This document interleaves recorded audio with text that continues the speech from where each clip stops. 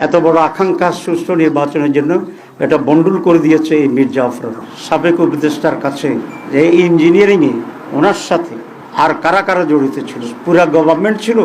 নাকি গভর্নমেন্টের একটি শক্তিশালী অংশ ছিল খলিলুর রহমান সাহেব। বিএনপির সাথে ওনার এমন এক কমিটমেন্ট ছিল বা ওনার সাথে বিএনপির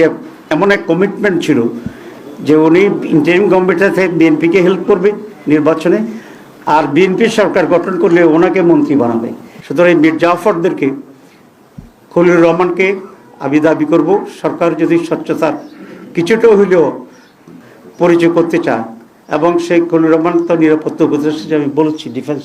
অ্যাডভাইজার ছিল, নিরাপত্তার অ্যাডভাইজার ছিল, তো তাকেও মন্ত্রিসভাতে বের করে দেওয়া উচিত এবং তাকেও জিজ্ঞাসাবাদে এনে ষড়যন্ত্র কী হয়েছে সেটাকে বের করা উচিত। আর রিদওয়ানা তো নিজেকেই বলছে আমি রাজসাক্ষী হয়েছে নিজেই, এবং তার কাছ থেকেও এই সত্য উদ্ঘাটন করা অত্যন্ত জরুরি।